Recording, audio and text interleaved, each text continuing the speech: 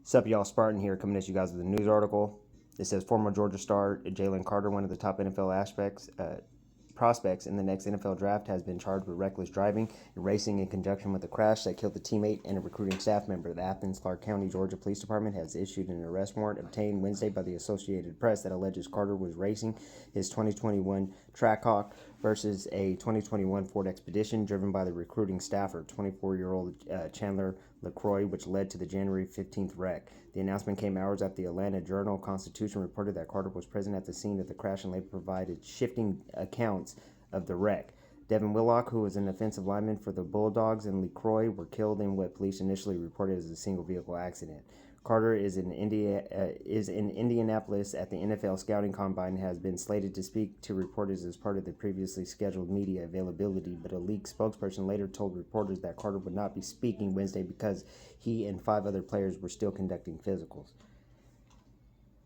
Reckless driving and racing are both misdemeanors in Georgia. Carter's representative told police that they were making arrangements for Carter to turn himself in, according to Sean Barnett, a spokesperson for the Athens-Clarke County Police Department. Barnett told ABC News that the Athens police have been in contact with his representatives, but said he did not know when Carter will turn himself in. Details of the investigation released Wednesday cited evidence that Carter and LaCroix were operating their vehicles in a manner consistent with racing shortly before the crash. The evidence demonstrated that both vehicles switched between lanes, drove in the center lane, and drove in opposite lanes of travel, overtook other motorists, and drove at high rates of speed in an apparent attempt to outdistance each other, the police statement said. The police investigation have determined that alcohol impairment, racing, reckless driving, and speed were significant contributing factors to the crash.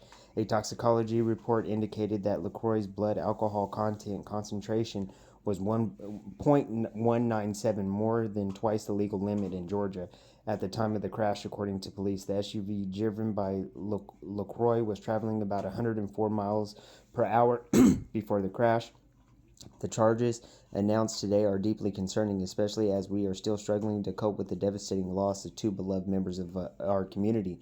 Georgia coach Kirby Smart said in a statement, "We will continue to cooperate fully with the authorities while supporting these families and assessing what we can learn from this horrible tragedy."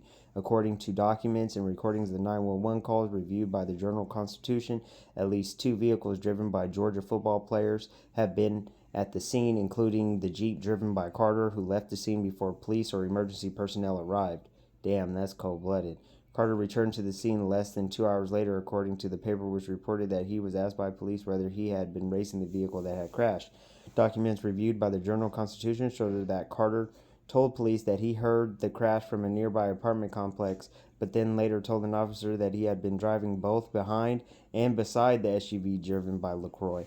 The Journal-Constitution also obtained surveillance video footage from multiple downtown locations in Athens taken the night of the crash. The footage, which also has been reviewed by police, shows 3 vehicles leaving the area at the same time: Carter's Jeep LaCroix, Ford, and a 2019 Charger driven by Bulldog linebacker Dame Jamon Dumas Johnson.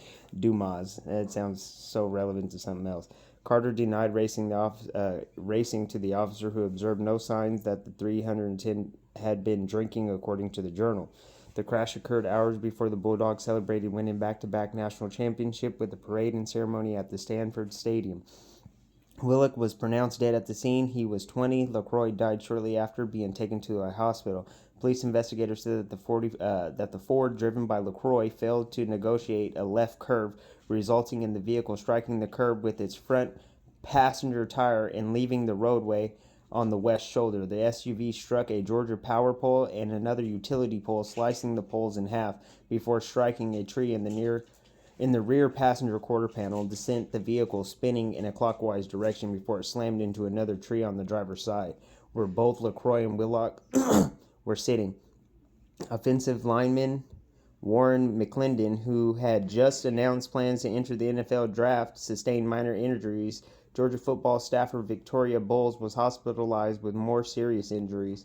Georgia's athletic department officials have stated that the SUV driven by LaCroix was to be used for recruiting activities, not personal use. Carter is the number 1 overall prospect in this year's draft, according to ESPN's Mel Kiper. Jr. He is not participating in the workout portion of the combine, but will conduct interviews with teams and undergo a physical. If you guys like these articles, like and subscribe. Spartan out.